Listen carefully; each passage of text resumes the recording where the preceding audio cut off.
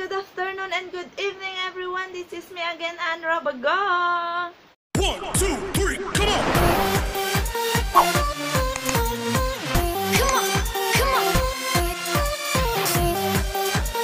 Today we will do another video reaction about the Malaysian video. This is a video from Malaysia, which is a video documentary about pandemic. Well, anyway, guys, this reaction, all of my reaction is on my own opinion only. You can do also your own opinion. You can also comment down below if you have any opinion there. So all is free, guys. So this is it. Let's start.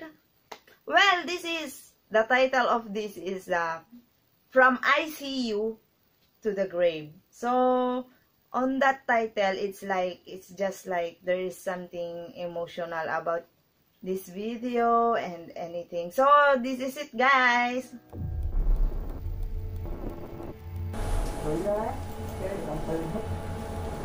Pasti bertambah betul?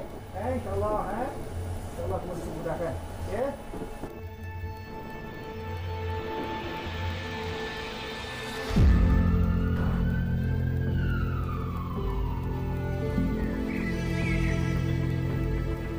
Mereka menjalankan ujian ini, kita dapat mengesan mereka dengan lebih awal sebelum mereka menyebarkan lagi virus itu kepada populasi lain.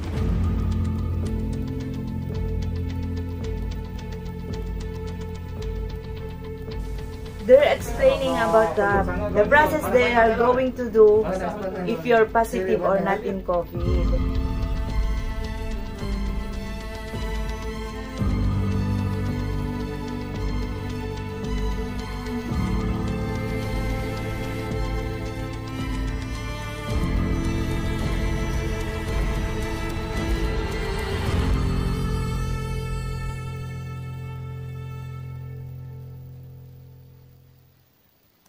Susulan kejayaan mini dokumentari Kita Mesti Menang yang mengenengahkan pengorbanan petugas barisan hadapan Hospital Kuala Lumpur baru-baru ini, Malaysia Gazette kini membawakan anda laporan khas tulang belakang yang bekerja di sebalik tabir menguruskan wabak COVID-19. Menurut Pegawai Sains Mikrobiologi Perubatan Jabatan Patologi HKL, Nur Hazmi Rosman, pasukannya juga bersengkang mata untuk menjalankan ujian makmal sebelum seseorang itu disahkan positif atau negatif COVID-19. So yeah, that's what I mentioned before. So on this part, they showing us how they can do the process of if you're positive or not in COVID. So this is just like the story of frontliners, guys. Right? Am I right? Or no? Left?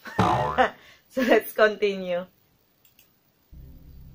Sama seperti frontliner yang lain, yang paling terasa ialah apabila sampel yang diterima banyak, jadi kami terpaksa bekerja daripada waktu pejabat hingga kepada 3 shift. Jadi pada masa itu memang terasa penat jugalah sebab nak memastikan semuanya berada dalam keadaan baik, ujian perlu dijalankan pada masanya. Jadi penat tu lama-lama akan terasa jugalah. Very tiring. Proses nyah kumannya, maknanya heat activated menggunakan haba, suhu yang tinggi, jadi kita akan matikan virus tersebut dulu, dan kemudian sampel berkenaan kita akan lakukan proses nucleic acid extraction. Prosesnya ialah kita untuk mendapatkan RNA virus tersebut daripada sampel berkenaan. Ini part extraction. Kalau kata yang dekat sana tu adalah baca sampel. Dia ada satu part lagi, PCR. PCR tu yang nak tahu keputusan sama ada patient tu positif ke negatif. Kerana kita akan mencampurkan nucleic acid tadi dengan bahan reagent. Barulah campuran tadi untuk sampel kita akan masukkan ke dalam mesin real time PCR kita. Akhirnya daripada itu kita akan buat analisa pada keputusannya dan baru kita dapat hasil untuk menentukan bahawa satu sampel itu sama ada mempunyai RNA virus SARS-CoV-2 atau tidak di dalam sampel. So it's a lot of process.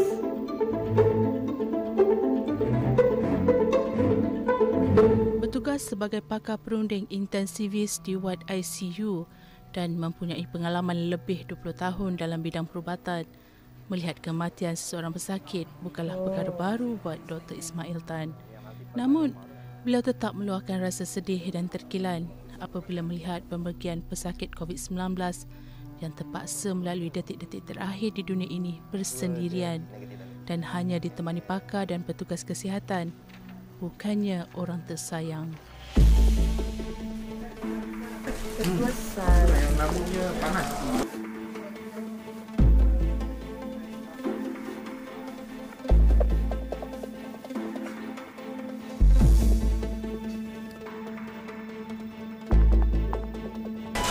Kita mesti kuat. Yang paling mencabar ialah kita tidak dapat berhubungan secara langsung dengan waris ataupun keluarga yang tersayang.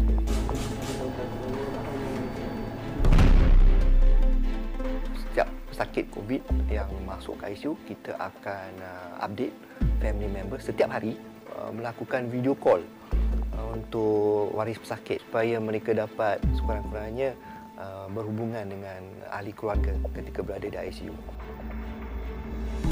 Puan Mariam, suami Puan Mariam sekarang Cik Kamal berada dalam karantina, pernafasan dia makin teruk. Okey, kita terpaksa masukkan tube untuk mengelakkan daripada keadaannya makin teruk. Cik Kamal. So in this part, guys, this is one patient here, as you can see. Just video call, that was the connection of their family. And only the frontliners can saw the saddest thing of that behind that scene. And of course, only frontliners can saw the pain. They saw everything in there, so that was so sad. And it's in the part of the patient, of the family of the patient, it was so hard that they cannot saw him directly. He's the only one fighting.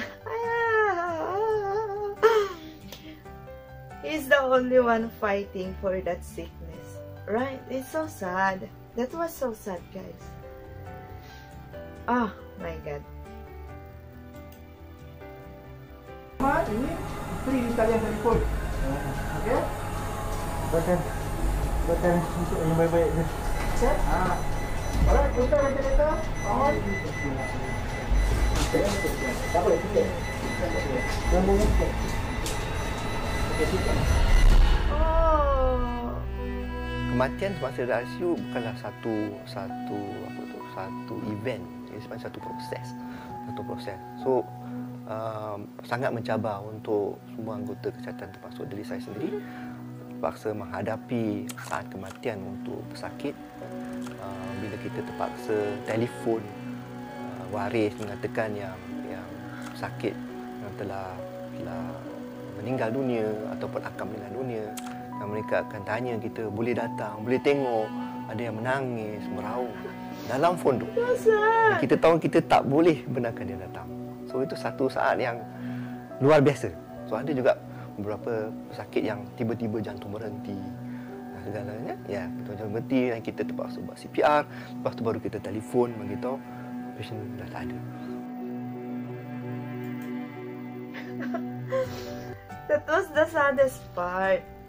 That's what I mentioned before. The patient facing that trials, he's facing that sickness on his own. Oh my God. Wait, guys, wait.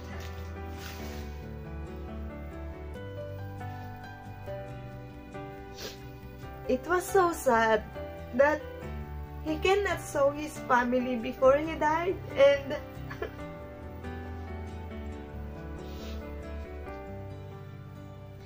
then you know what, guys?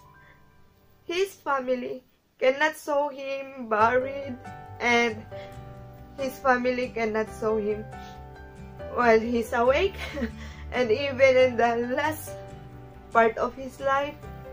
That was the saddest part of it. It's so sad, guys. And only, oh my God. And only frontliners can show that. And of course, it was hard for the frontliners also, because they need to be to be strong. They need to be strong for the families of that patient. They need to be strong for everybody. That's why salute to all frontliners. It was so sad. Why is like that? My God. Sorry guys, I've got emotional on this video. So let's continue. Mungkin ramai yang tidak mengetahui bedah siasat pertama pesakit COVID-19 di Malaysia dilakukan oleh Jabatan Forensik HKL, yang mana hasil bedah siasat tersebut membuka satu lembaran baru dalam banyak perkara, termasuklah pengurusan mayat pesakit. Mayat pesakit COVID haruslah dibalut dengan kain putih cotton pada lapisan pertama, dan dimasukkan ke dalam 2 lapisan body bag. Lapisan permukaan luar body bag perlulah dinyah kuman dengan larutan sodium hypochlorite 0.5%. Potensi atau risiko jangkitan daripada mayat pesakit COVID tetap ada kepada orang yang menguruskan atau orang di sekeliling. Hasil penemuan berdasarkan kami yang menunjukkan terdapat virus COVID-19 di permukaan badan mayat pesakit COVID, dan juga terdapat virus COVID-19 daripada cecair yang keluar daripada rongga badan. Bagi salah seorang pengurus jenazah COVID-19, Zulina Sulaiman, walaupun bukan petugas kesihatan yang telah menerima latihan khusus dalam menangani wabak, namun mereka tetap bersedia menunaikan fardu kifayah tersebut. Setakat ni diorang cuma tanya memang waris tak boleh tengok ke, memang tak boleh sama-sama bantu ke. Setakat ni cuma satu diorang tanya, tak takut ke? Itu persoalan dia, tak takut ke? Sebab bila diorang dengar COVID je, diorang takut. Jadi saya pun cakap lah, bila kita dah diamanahkan, bila kita dah dipertanggungjawabkan, perasaan takut tu semua hilang. Setiap kali nak mulakan tugas, saya akan telefon mak, abah bagi tahu mohon restu suami. Bismillahirrahmanirrahim. Sahaja kita yang ke atas jenazah ini kerana Allah Ta'ala.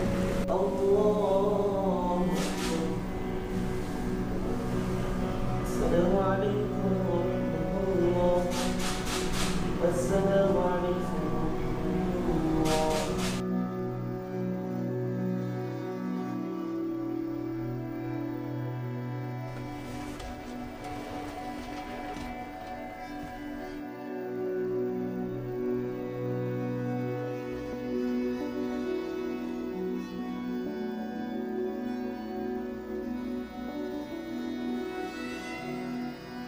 Apabila jenazah tiba di sini, di mana pasukan saya akan memakai suit PPE yang dikendalikan dan ditaklimatkan oleh pejabat kesihatan daerah, di mana kami akan memakai suit itu berpandukan apa yang diterangkan oleh pejabat kesihatan daerah tersebut. Jadi di atas nasihat daripada pihak KKM dan juga pejabat kesihatan daerah, kita diminta untuk tidak mengadakan talqin, hanya bacaan doa sahaja.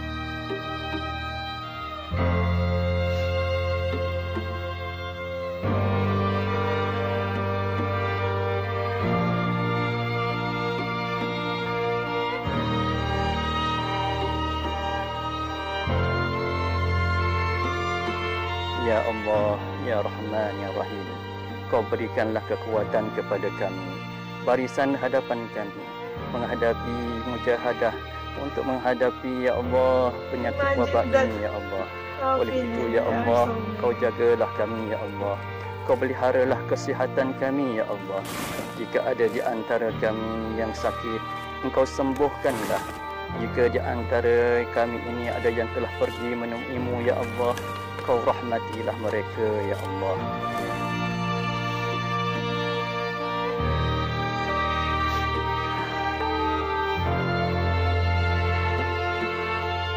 Kejayaan membendung pandemik COVID-19 bukan di tangan barisan hadapan sahaja, tetapi ia adalah tanggungjawab kita bersama. Lengkung yang semakin melandai bukan bermakna kita sudah bebas daripada wabak, kerana peperangan ini masih panjang dan belum tahu akhirannya.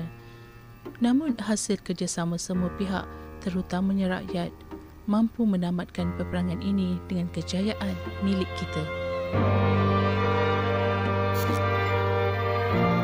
We fight COVID-19. Stay safe. Bantu kami untuk bantu anda.